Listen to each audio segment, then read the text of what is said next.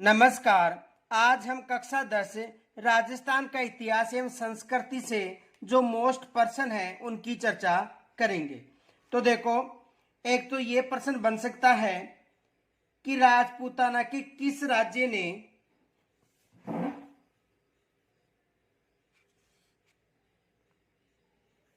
राजपूताना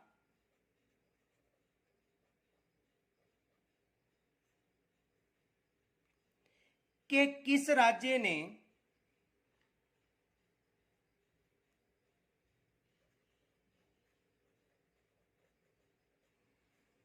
किस राज्य ने सबसे पहले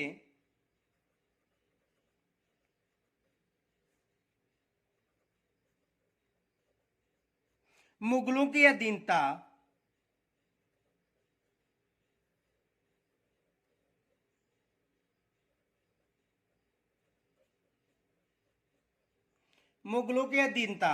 को स्वीकार किया था।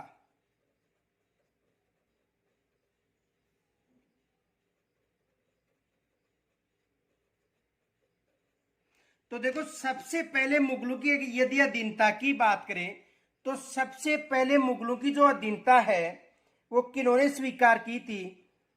आमेर का जो कछुआ वंश है उन्होंने सबसे पहले मुगलों की अधीनता स्वीकार की थी।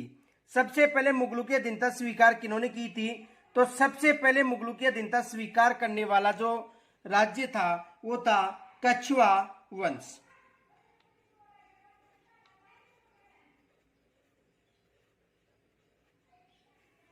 कछुआ वंश। और कछुआ वंश का कौन सा शासक था जिन्होंने मुगलों की अधीनता सबसे पहले की थी? तो देखो, भारमल था। उन्होंने सबसे पहले मुगलों की अधीनता स्वीकार की थी।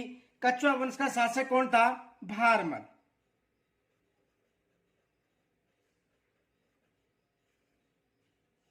शासक पूछे तो कौन बताना है? भारमल। तो भारमल ने मुगलों की अधीनता यानी अकबर की अधीनता स्वीकार की थी। दूसरा प्रश्न यह बन सकता है,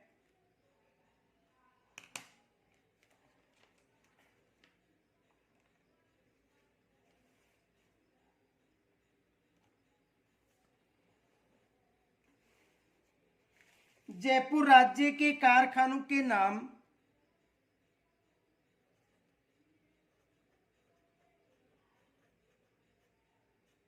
जयपुर राज्य जयपुर राज्य के कारखानों का नाम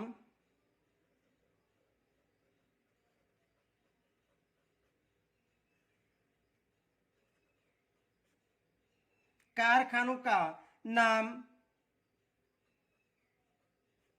बताइए जहां पर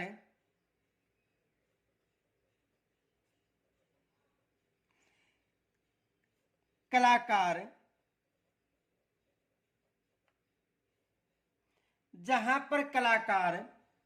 चित्र एवं लघु चित्र बनाते थे। चित्र एवं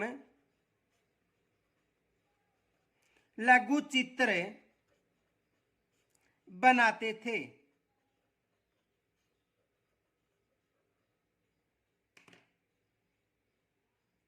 तो देखो, सूरत खाना।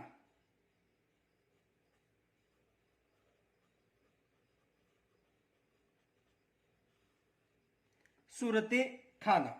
दूसरा प्रश्न यह बन सकता है कि जयपुर शहर को गुलाबी रंग से किस राजा ने रंगवाया था?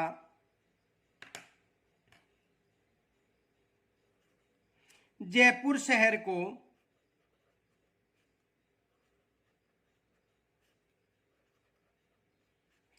किस शासक ने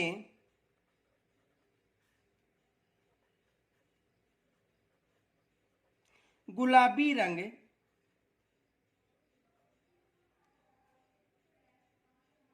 से रंगवाया था?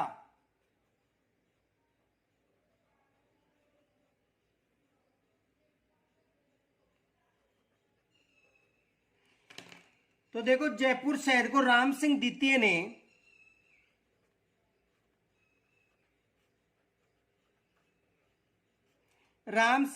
ने गुलाबी रंग से रंगवाया था। यह भी एग्जाम में प्रश्न बन सकता है। दूसरा, अकबर ने मान सिंह प्रथम को कौन सी उपाधि प्रदान की थी?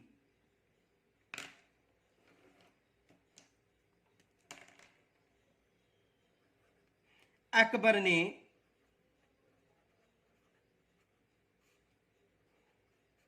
मान सिंह प्रथम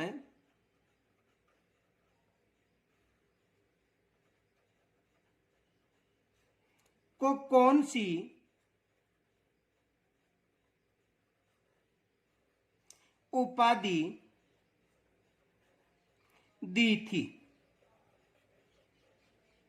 तो देखो अकबर ने मान सिंह प्रथम को फरजंद की उपाधि दी थी। किसकी उपाधि दी थी? फरजंद की उपाधि दी थी।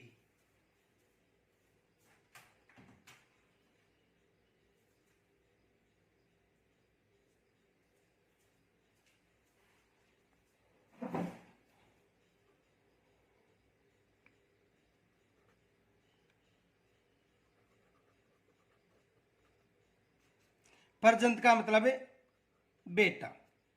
फरजंद की उपाधि दी थी। इनके अलावा देखो मान सिंह को 7,000 मनसब भी दिए गए थे, यह भी याद रखना। वह 7,000 मनसब भी दिए गए थे किनको? मान सिंह को। दूसरा प्रश्न यह बन सकता है,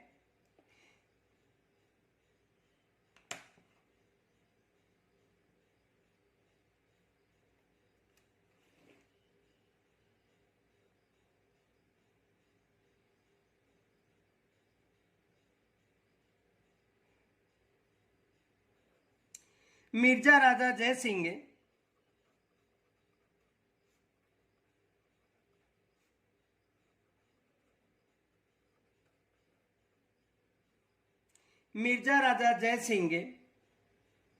को मिर्जा राजा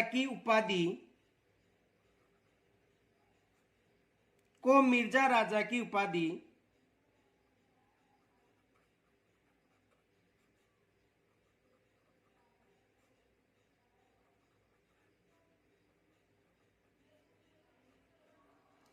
कब दी थी? तो देखो जो मिर्जा राजा जय सिंह है उसे 1687 में ये उपाधि दी गई थी।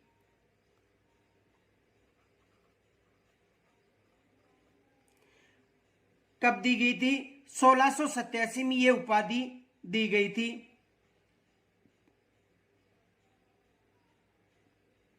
देखो ये फैक्ट याद रखना,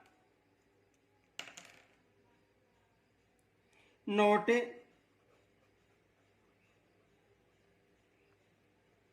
शाहजहां ने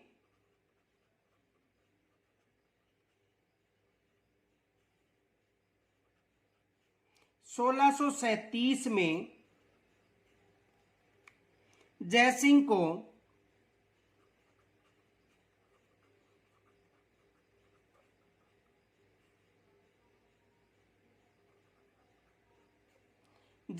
को मिर्जा राजा की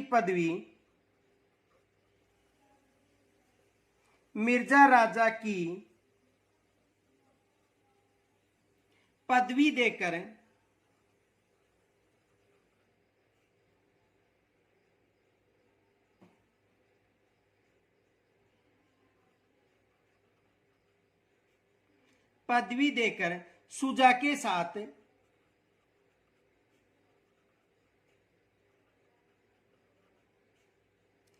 कंधार भेजा गया।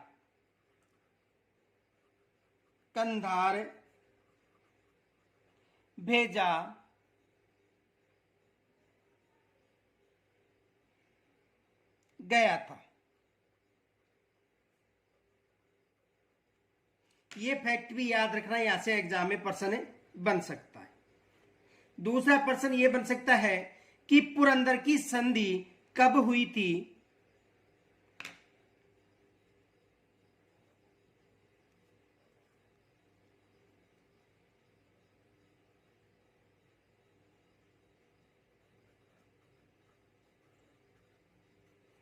पुरंदर की संधि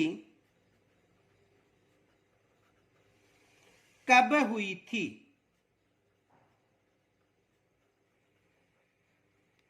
पुरंदर की संधि कब हुई थी? 1665 में हुई थी। कब हुई थी? 1665 में पुरंदर की संधि हुई थी। और पुरंदर की संधि किनके मध्य हुई थी? देखो, पुरंदर की संधि जो मराठा शासक शिव सिंह था, शिवाजी, जो मराठा शासक शिवाजी था, उनके तथा मिर्जा राजा जयसिंह के मध्य यह संधि हुई थी। ये भी याद रखना, जो मराठा शासक शिवाजी था, शिवाजी व जयसिंह के मध्य यह संधि हुई थी। दूसरा प्रश्न यह बन सकता है,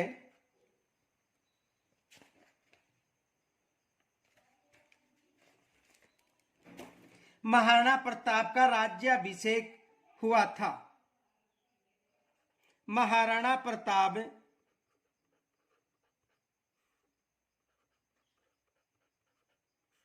का राज्याभिषेक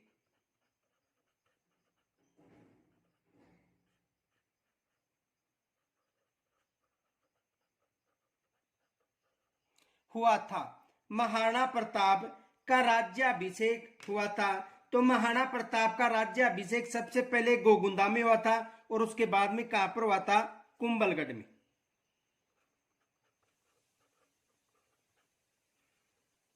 तो सबसे पहले कहां पर हुआ था?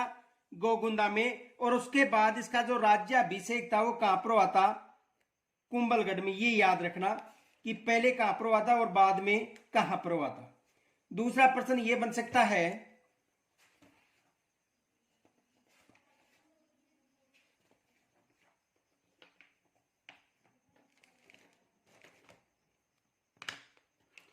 संत झाम्बोजी का जन्म किस जिले में हुआ था? संत झाम्बोजी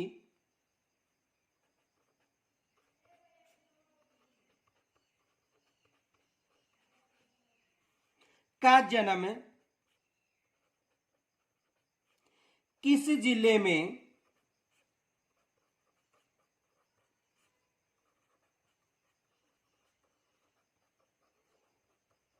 हुआ था?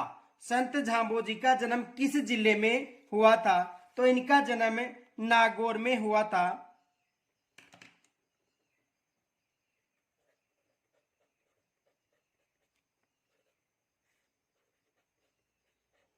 कहां पर हुआ था? नागौर में। देखो, 1451 में भाद्रपद कृष्ण अष्टमी को पीपासन नागौर में इनका जन्म हुआ था।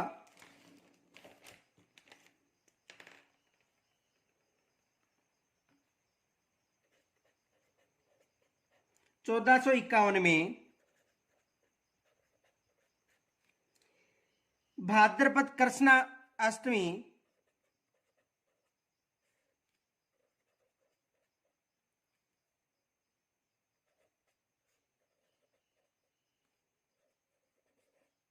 को पीपासन नागौर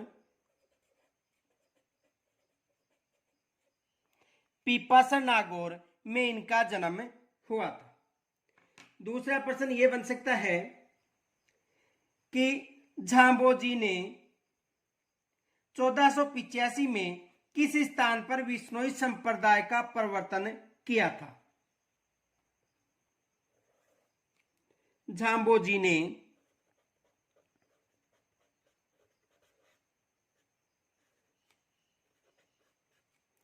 किस स्थान पर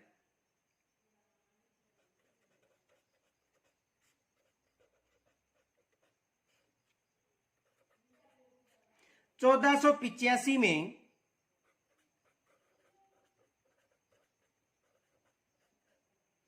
विश्नोई संप्रदाय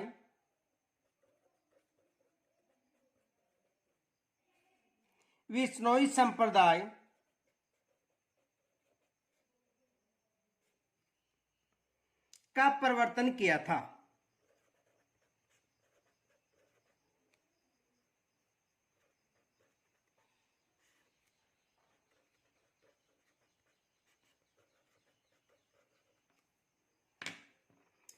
तो संबराथल बीकानेर में।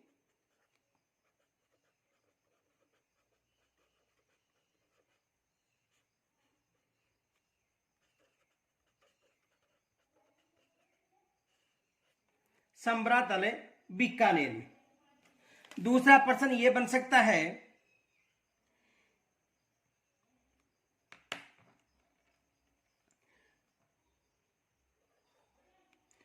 गोगाजी के समकालीन कौन थे?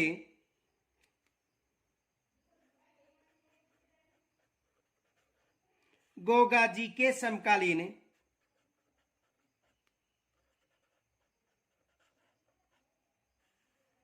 कौन थे?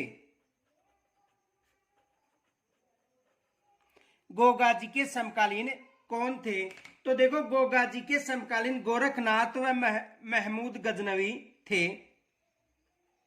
गोरखनाथ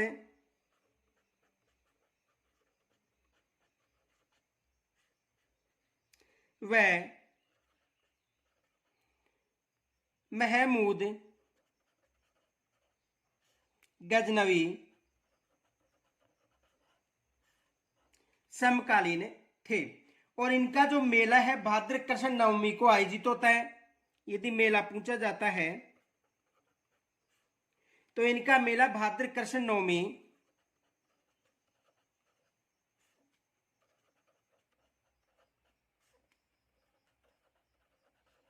इनका मेला कब आयोजित होता है?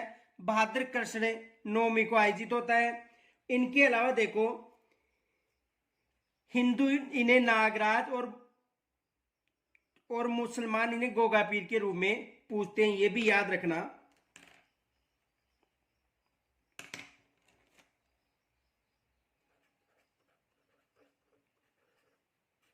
हिंदू नागराज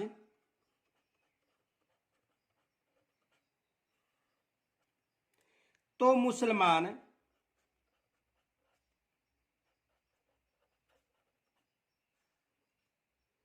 गोगा पीर के रूप में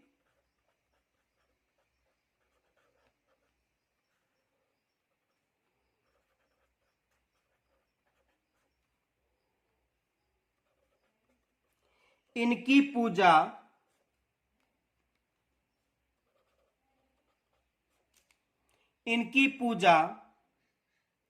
करते हैं। इनके अलावा देखो, इन्हें जहर पीर के नाम से भी जाना जाता है।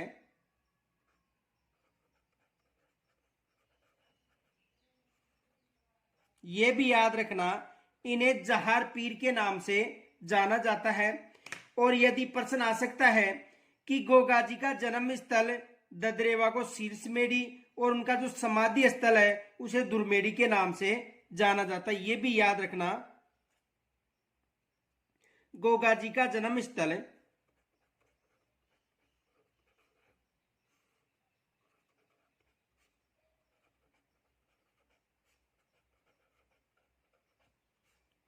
गोगाजी का जन्म स्थल ददरेवा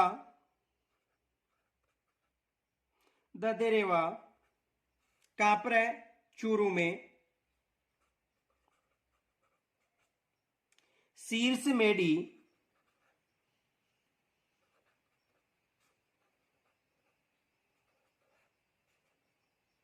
तथा इनका समाधि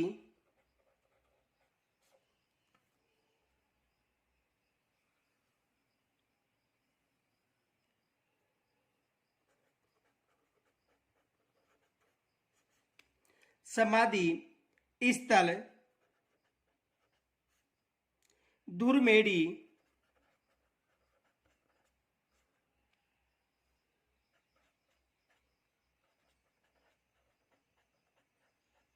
जो कहां पर है? हनुमानगढ़ कहलाता है।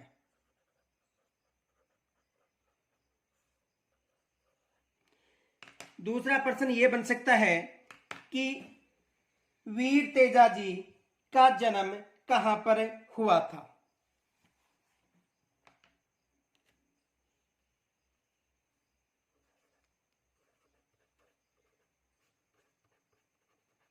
वीर तेजाजी का जन्म कहां पर हुआ था?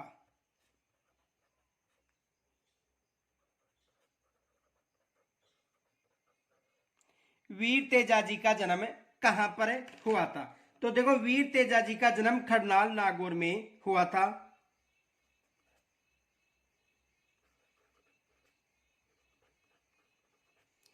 खरनाल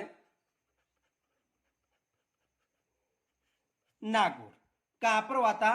खरनाल नागौर में इनका जन्म हुआ था। और कब हुआ था ये भी याद रखना, माघ शुक्ला चतुर्दशी को। माघ शुक्ल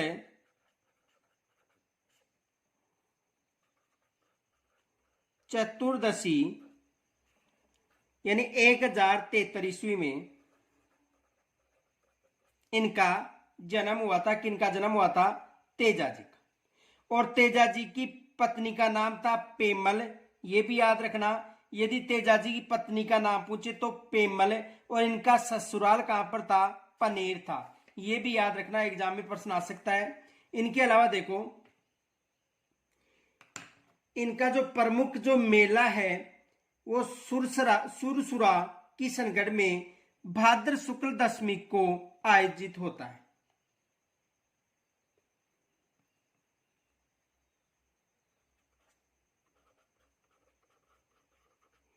प्रमुख मेला सुरसुरा किशनगढ़।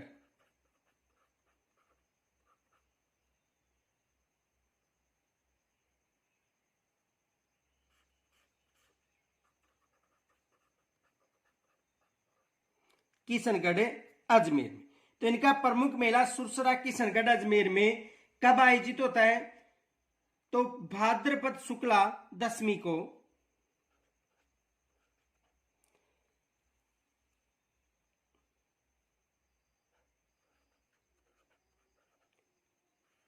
भाद्रपद शुक्ल दशमी को इनका मेला आयोजित होता है। तो देखो, जन्म खरनाल नागौर कब हुआ था? माघ शुक्ल चतुर्दशी को। मेला सुरसुरा, जहां पर इसे नाग के द्वारा डसा गया था, वहां पर इसका मेला आयोजित होता है। दूसरा प्रश्न ये बन सकता है,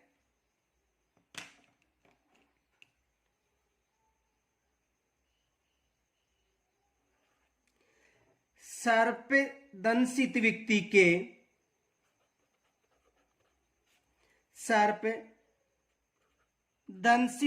के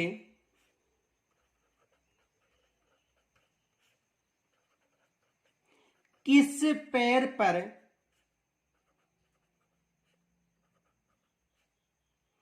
तेजाजी के नाम की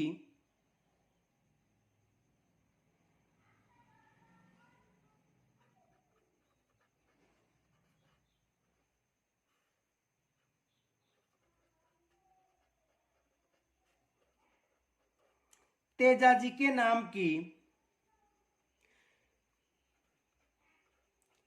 तात यानी डोरी बांधी जाती है?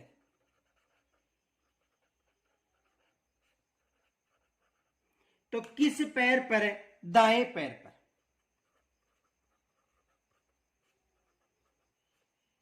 किस पैर पर? दाएं पैर पर। दूसरा प्रश्न यह बन सकता है,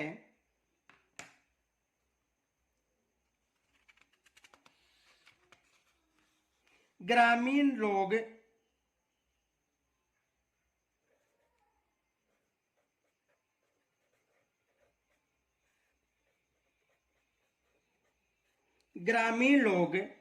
पाबूजी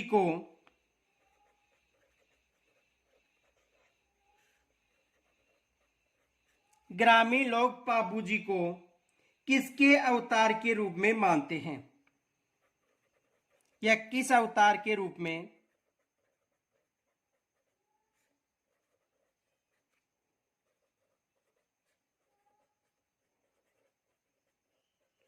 पूजते हैं। यानी ग्रामीण लोग बाबूजी को किस अवतार के रूप में पूजते हैं? तो लक्ष्मण जी के अवतार के रूप में।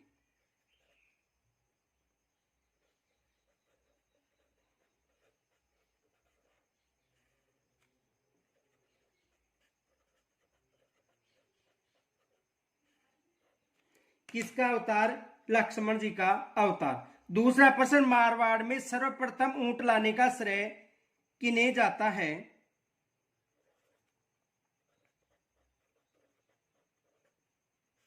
मारवाड़ में सर्वप्रथम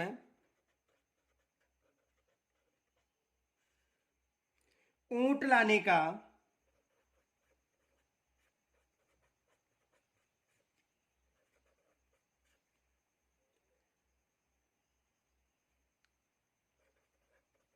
श्रेय किन्हें जाता है?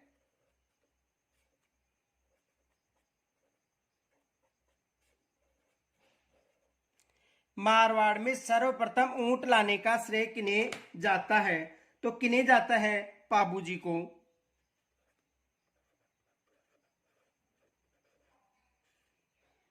किन्हें जाता है? पाबूजी को जाता है। इनके अलावा देखो, पाबूजी का जन्म 1239 ईस्वी में कोल्लू में हुआ था। यह भी याद रखना, कहां पर हुआ था?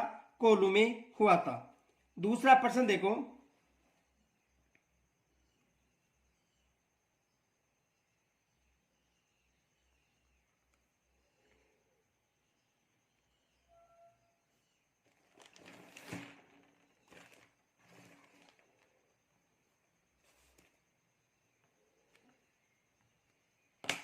किस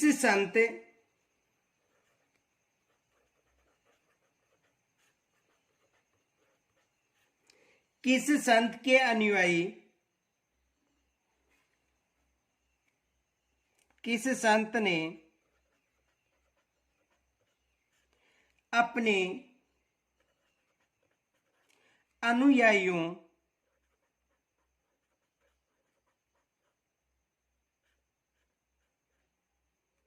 को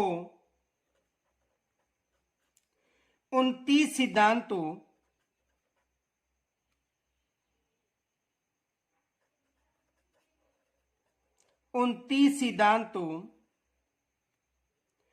का पालन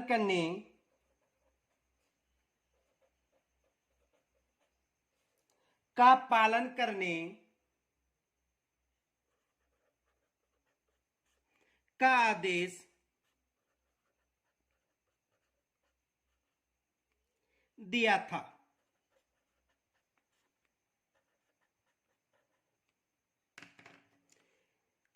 तो किन्होंने दिया था? झाम्बोजी ने।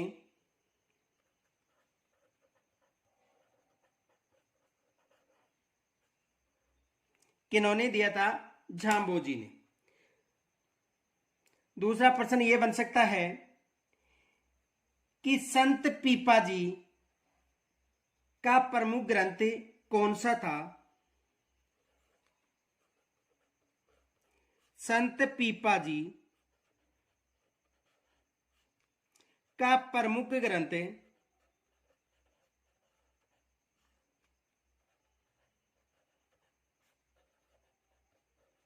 था। तो संत पीपाजी का प्रमुख ग्रंथ चित्तावनी था।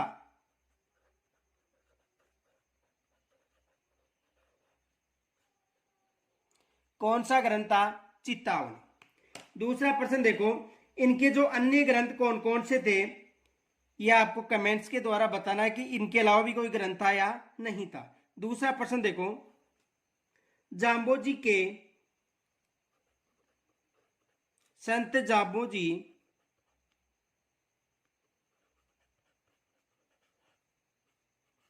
के ग्रंथ थे।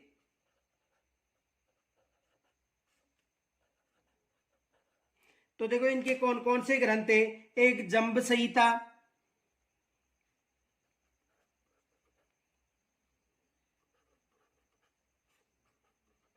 जंब संहिता, जंब सागर शब्दावली,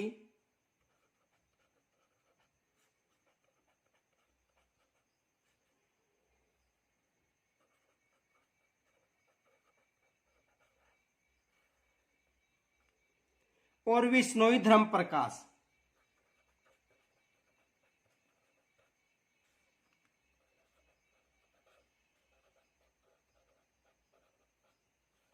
विश्नोई धर्म प्रकाश। दूसरा प्रश्न आ सकता है कि जाम्बोजी की समाधि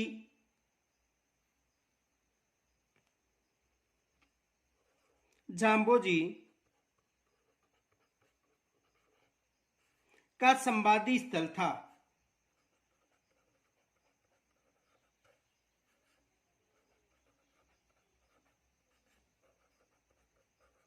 तो जाम्बोजी का जो समाधि स्थल था वो था तालवा।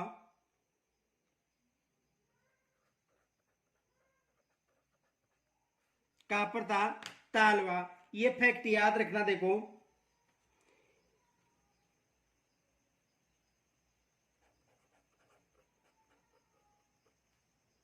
इन्होंने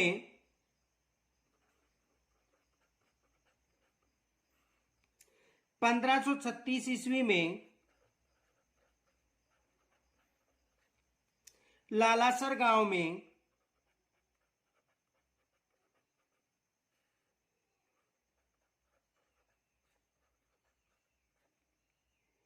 अपना नश्वर शरीर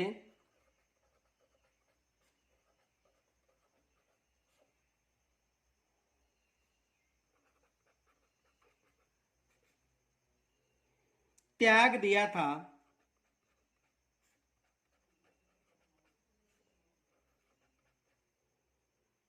तथा तालवा के निकट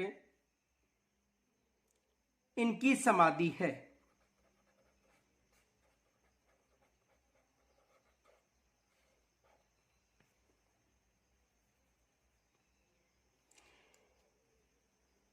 दूसरा प्रश्न यह बन सकता है,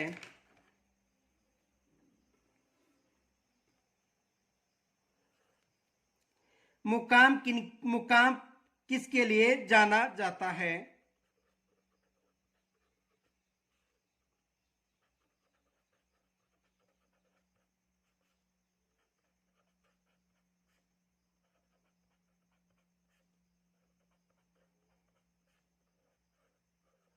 तो देखो, यहां पर विश्नोई संप्रदाय के लिए जाना जाता है।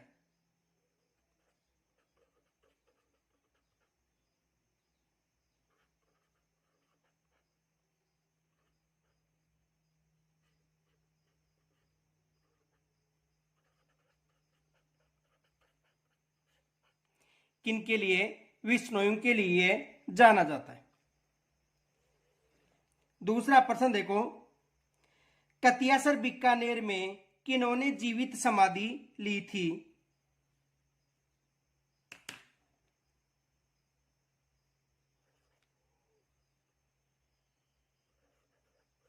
कतरियासर बीकानेर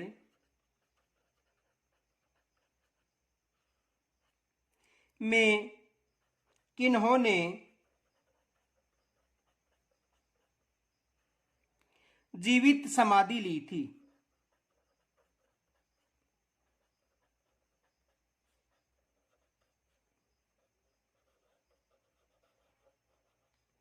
तो किन्होंने ली थी? संत जसनाथ जी ने। किन्होंने? संत जसनाथ जी ने।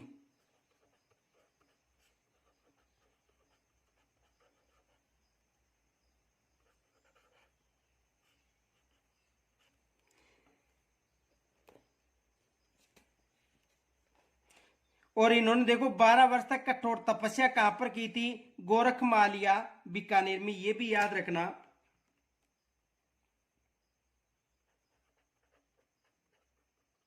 नोट, इन्होंने 12 वर्ष तक कठोर तपस्या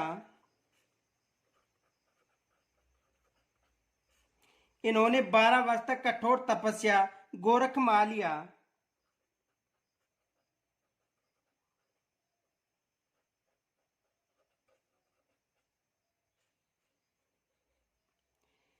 बीकानेर में की थी।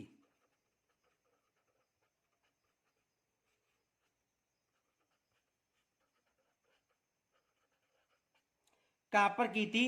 गोरखमाल या बीकानेर।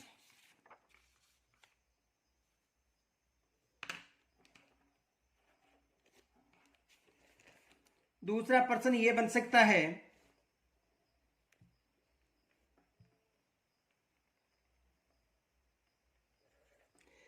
संत जसनाथ जी के उपदेश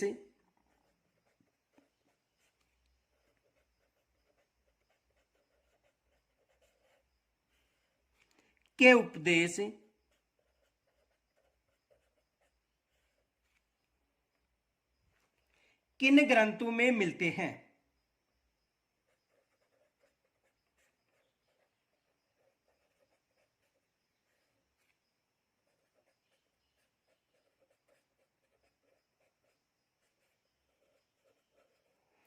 संत जसनाथ जी की जो उपदेश है किन ग्रंथों में मिलते हैं? तो देखो इनके जो उपदेश हैं, सिंबू खड़ा,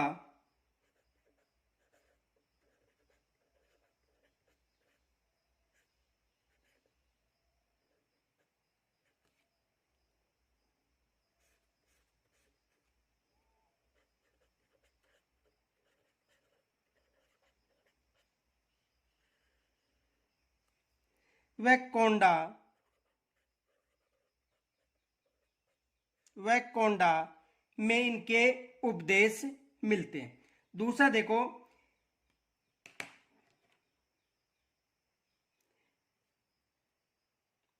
जसनाथ जी का जो मेला है वो वर्ष में कितनी बार आयोजित होता है? ये भी याद रखना, नोट। इनका मेला वर्ष में 3 बार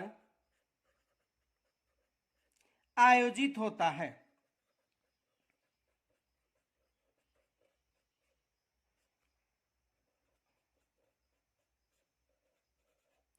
कितनी बार आयोजित होता है? वर्ष में 3 बार आयोजित होता है। कब कब आयोजित होता है? आश्विन शुक्ला सप्तमी,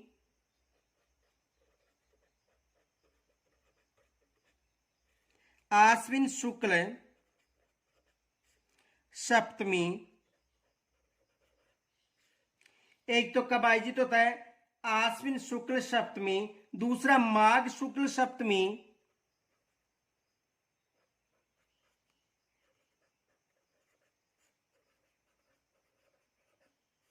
माघ शुक्ल सप्तमी, तथा तीसरा चैत्र शुक्ल सप्तमी।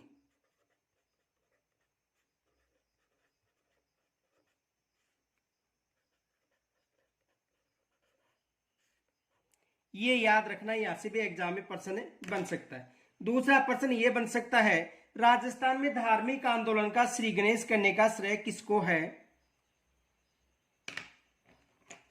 राजस्थान में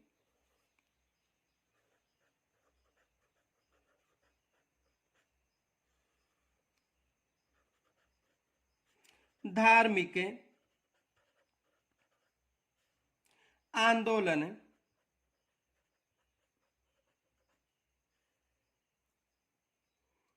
का श्री गणेश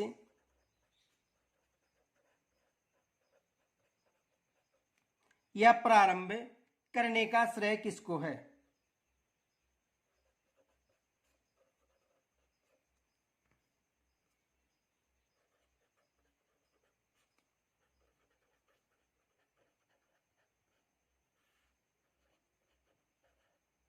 तो किसको है? संत धन्ना को।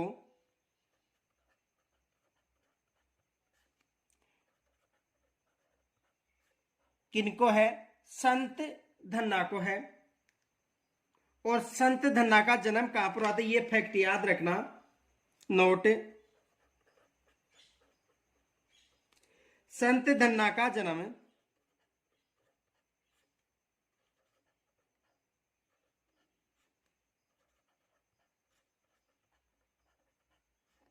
संत धन्ना का जन्म टोंक जिले के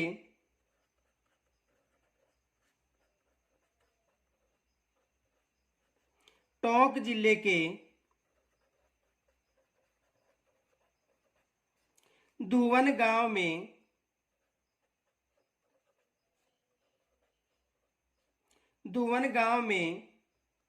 1415 ईस्वी में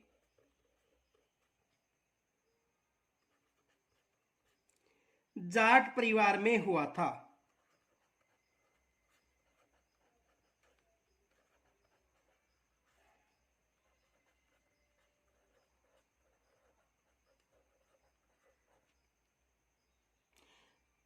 संत धन्ना का जन्म टोंक जिले के धुवन गांव में 1415 ईस्वी में जाट परिवार में हुआ था, ये भी याद रखना। इनके अलावा देखो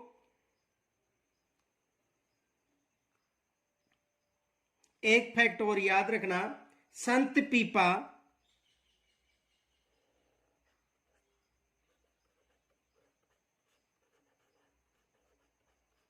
व संत धन्ना दोनों याद रखना, संत पीपा व संत धन्ना काशी में जाकर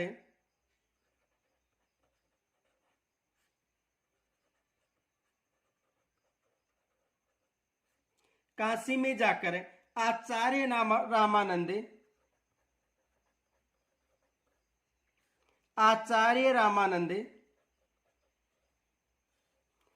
के शिष्य बन गए थे।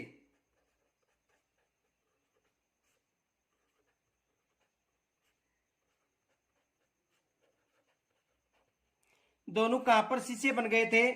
काशी में जाकर। दूसरा प्रश्न ये बन सकता है, किसके निवेदन पर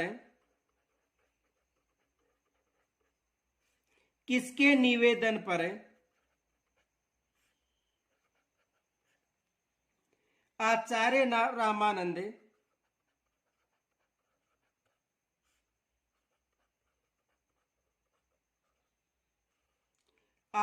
रामानंद अपने शिष्यों सहित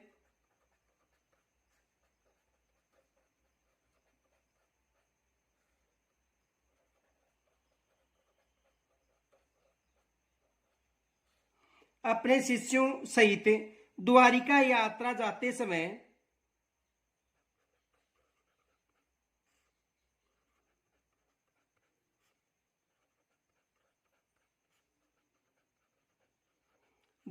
यात्रा जाते समय गागरोन पधारे थे।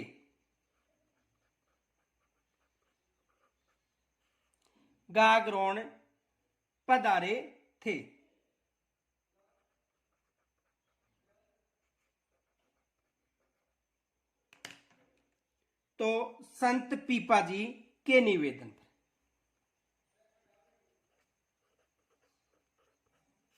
संत पीपा जी के निवेदन पर। और संत पीपा जी का जन्म कहां पर हुआ था? गागरोन में। यह भी याद रखना, इनका जन्म पूछा जाए तो जन्म कहां पर हुआ था? गागरोन में। जन्म कहां पर हुआ था? गागरोन में हुआ था। और इनकी गुफा कहां पर है? गुफा यानी संत पीपा जी की जो गुफा है वो कहां पर है? तो गुफा टोडा में है।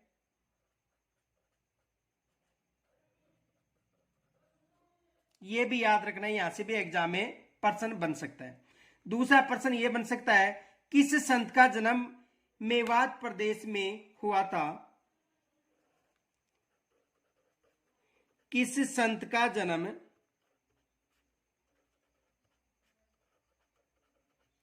मेवात प्रदेश में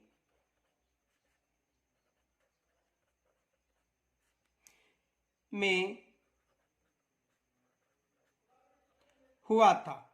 किस संत का जन्म मेवात प्रदेश में हुआ था?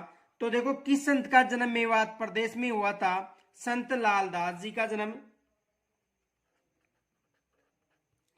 संत लालदास जी।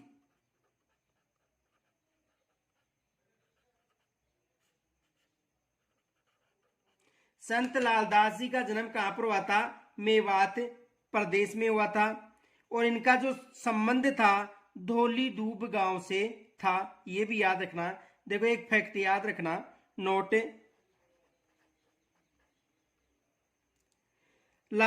लालदासी संप्रदाय, लालदासी संप्रदाय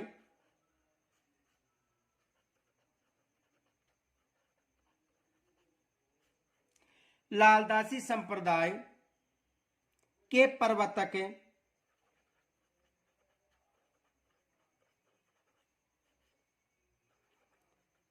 प्रवर्तक थे। और इनका जो जन्म था, यदि जन्म की बात करें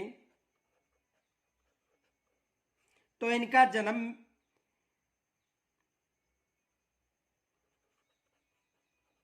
धौली दूब गांव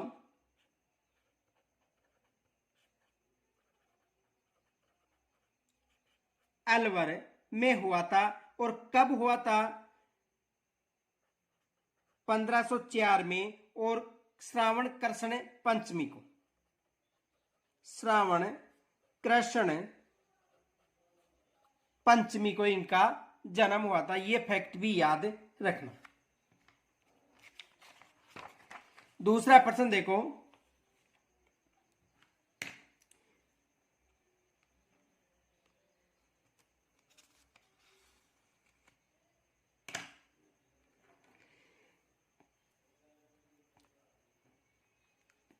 किस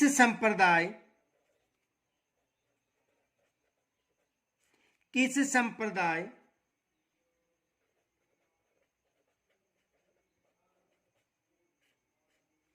के अनुयायी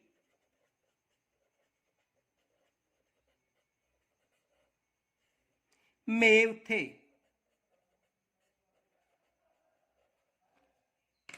किस संप्रदाय के अनुयायी मेव थे? तो किस संप्रदाय के? लालदासी संप्रदाय के।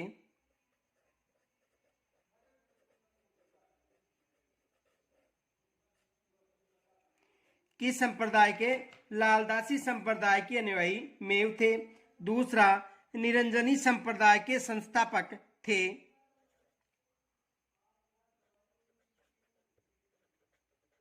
निरंजनी संप्रदाय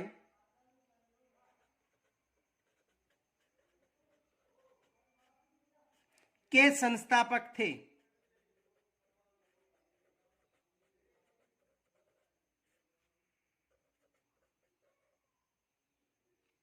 तो कौन थे? संत हरिदास,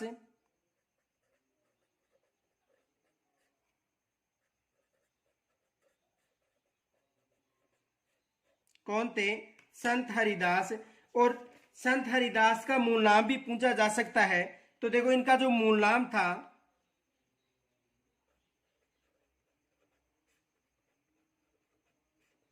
संत हरिदास का मूल नाम था हरि सिंह सांकला।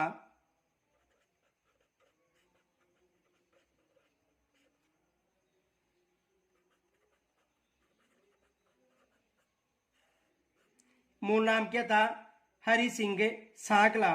और संत हरिदास की रचना भी पूछी जा सकती है।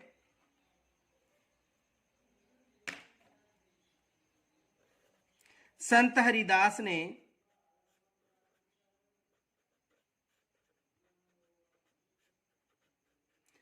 हरिदास ने अपने आध्यात्मिक विचारों का संकलन किनमें किया था? अपने आध्यात्मिक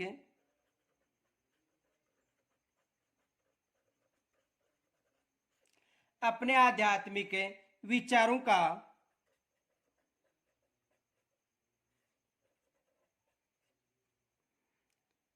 संकलन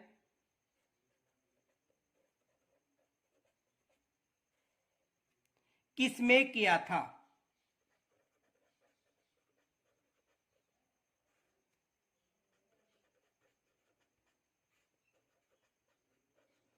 किसमें किया था? तो देखो एक तो मंत्र राज प्रकाश, मंत्र राज प्रकाश,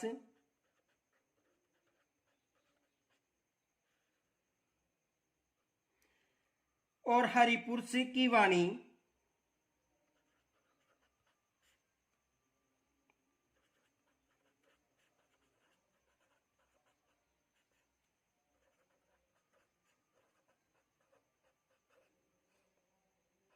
इनमें जो अपने आध्यात्मिक विचार है उनका संकलन किया है।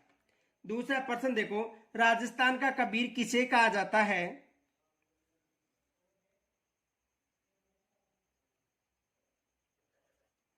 राजस्थान का कबीर किसे कहा जाता है?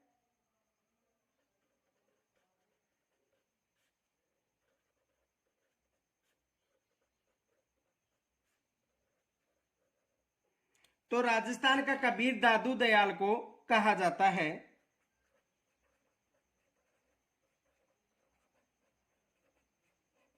किसे कहा जाता है? दादू दयाल को कहा जाता है। और दादू दयाल को वरदानंद के या बुद्धन के द्वारा दीक्षा ग्रहण की थी इन्होंने। देखो ये याद रखना नोट, इन्होंने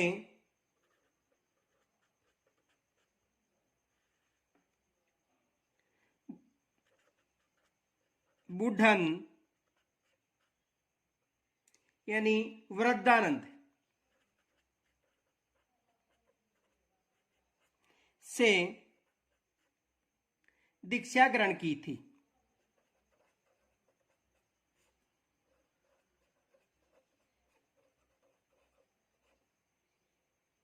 इनके अलावा देखो, इनका यदि ये पूछा जाए कि इन्होंने देह कब त्याग किया था तो कब किया था? 1603 में। ये भी याद रखना।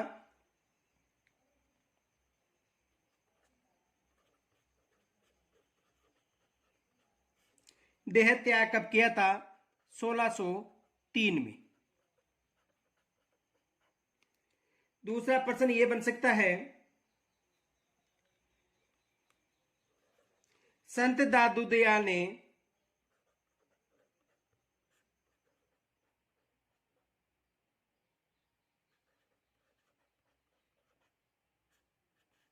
संत दादू दयाल ने अपने उपदेश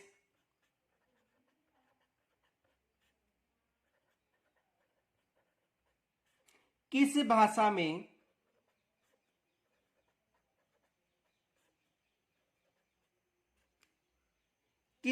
में दिए थे?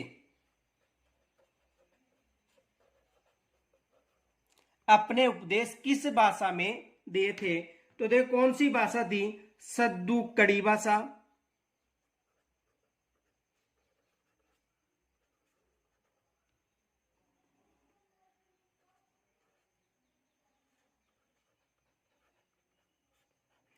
कौन सी भाषा थी? सद्दूगुड़ी भाषा। और दूसरा ये याद रखना कि इन्होंने फतेहपुर सीकरी में मुगल सम्राट अकबर से भी भेंट की थी।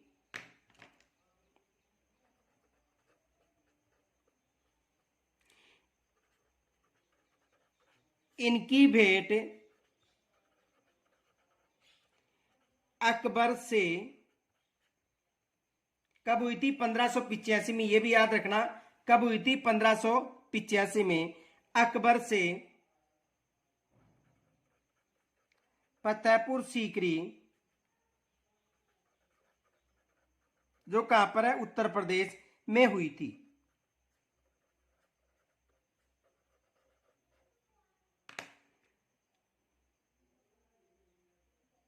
दूसरा प्रश्न यह बन सकता है कि मीराबाई का जन्म कहां पर हुआ था?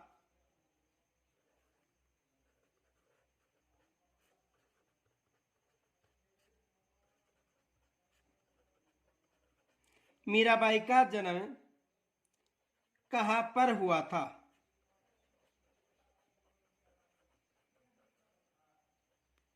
मीराबाई का जन्म कहां पर हुआ था? तो कुड़की में हुआ था। कुड़की पाली।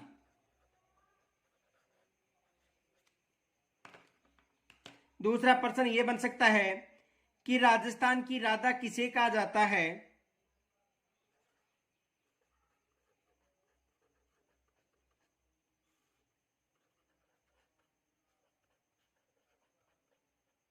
तो राजस्थान की राधा किसे कहा जाता है? मीराबाई को।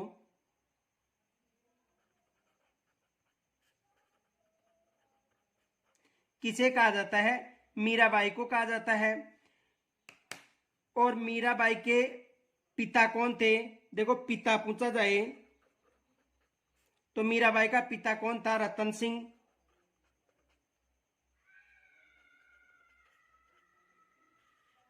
मीराबाई का पिता कौन था? रतन सिंह।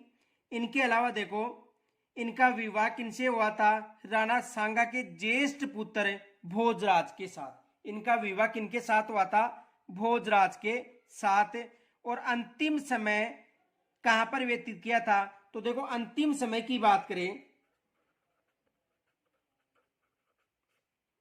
अंतिम समय, तो अंतिम समय कहां पर व्यतीत किया था? इन्होंने अंतिम समय द्वारिका यानी द्वारिका के डकोर स्थित रणछोड़ मंदिर में। द्वारिका याद रखना, द्वारिका का कौन सा मंदिर था?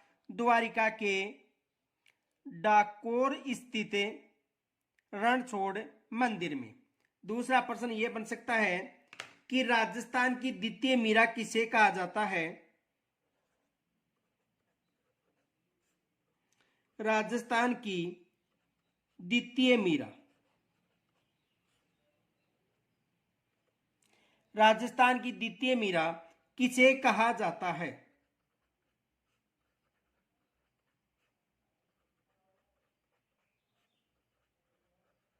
तो देखो यदि राजस्थान की द्वितीय मीरा पूछा जाए तो द्वितीय मीरा संत राणा बाई। कौन थी? संत राणा बाई। ये राजस्थान की द्वितीय मीरा थी। देखो इनका जन्म कहां पर हुआ था? मारवाड़ के हरनावा गांव में। देखो ये फैक्ट याद रखना, नोट। इनका जन्म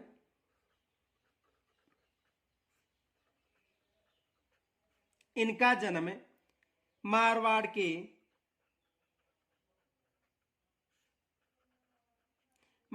के हरनावा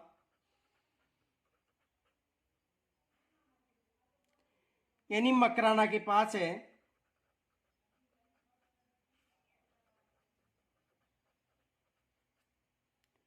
गांव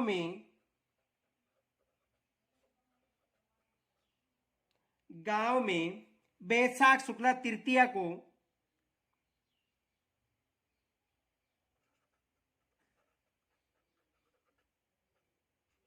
बैसाख शुक्ला तृतीया को 1504 में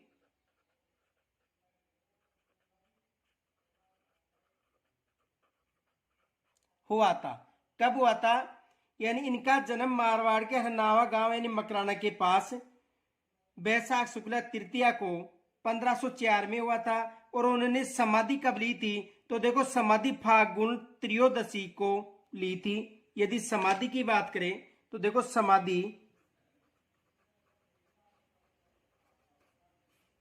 समाधि कब ली थी? 1570 ईस्वी में। यानी इन्होंने समाधि ली थी 1570 ईस्वी में। और उस समय कौन सी तिथि? फाल्गुन त्रयोदशी को। कब ली थी? फाल्गुन त्रयोदशी को, जो राजस्थान की द्वितीय मीरा के नाम से जानी जाती है। किसे? संत राणाबाई को जाना जाता है। इन्होंने समाधि ली थी। तो ये यहां से एग्जाम में प्रश्न बन सकता है। ये मोस्ट प्रश्न माना, यहां से एग्जाम में प्रश्न आ सकता है कि राजस्थान की द्वितीय मीरा किसे कहा जाता है? तो संत राणाबाई को राजस्थान की द्वितीय मीरा के नाम से जाना जाता है। तो यहां तक यदि कोई समस्या हो तो कमेंट्स के द्वारा जरूर बताना। धन्यवाद।